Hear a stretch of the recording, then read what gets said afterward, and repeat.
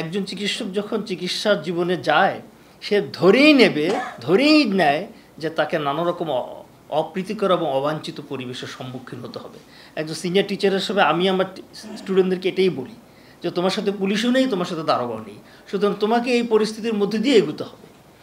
এটাই আমাদের বর্তমান পরিস্থিতি। কিন্তু এটা এমন তো না যে রিসেন্ট ঘটেছে, এটা ঘটেই যাচ্ছে, এটা কন্টিনিউয়াস ইস্যু বাংলাদেশের জন্য এবং সারা বিশ্বের জন্য। তো আপনারা যেটা ভাবছেন যে বা কেউ মন্তব্য করেছেন আজকে পরিস্থিতির কারণে আপনারা এখানে এসে এই ধরনের প্রোগ্রাম করছেন, আর বিষয়টা তা না। এটা আমাদের দায়িত্ববোধ থেকেই আমরা অনেক আগেরই প্ল্যানিংয়ের অংশ হিসেবে আমরা এটা করেছি। এবং আপনারা জন্য খুশি হবেন, আমরা প্রথমে নিজেদের কথা ভেবেছি যে আমাদের সমস্যা কোথায়। যে কথাটা আপনারা বলছেন যে medical negligence versus doctor security, তো এই কথাটা আমরা আমাদের মধ্যেই আলোচনা করেছি।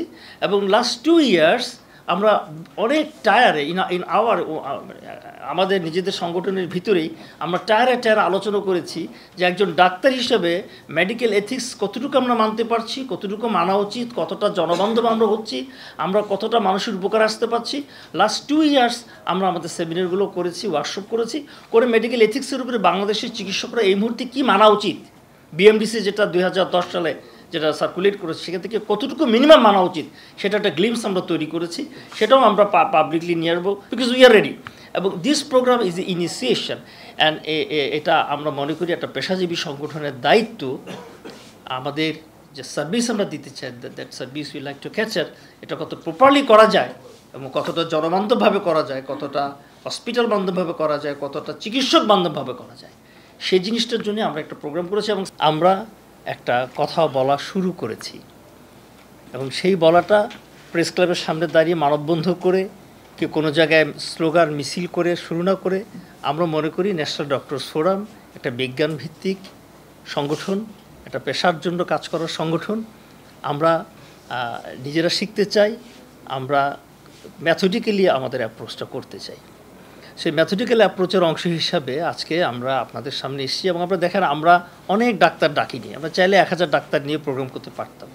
আমরা ভেরি রেসপেক্টিভ এবং পার্টিনেন্ট যেখান থেকে যাদেরকে আনা দরকার মনে করেছি, যতটুকু আমাদের সামর্থ্য ছিল সে অনুযায়ী আমরা আজকে একটা প্রোগ্রাম করেছি। আমি বলবো এটা একটা সূচনা পর্ব, এ সিম্পল ইনিশিয়েশন। আমরা ন্যাশনাল ডক্টরস ফোরাম এদেশের চিকিৎসক সমাজের একটা প্রতিভূ সংগঠন, প্রতিনিধিত্বকারী সংগঠন। আমরা আমাদের দায়িত্ববোধ থেকেই আজকের এই গোল টেবিল বৈঠকের আয়োজন করেছি। এটা ভাবা ঠিক হবে না যে চারপাশে নানা রকমভাবে চিকিৎসকরা নিগৃহীত হচ্ছে সেজন্য এটা করছে, এই কথাটা ঠিক না, কনসেপশনটা রং।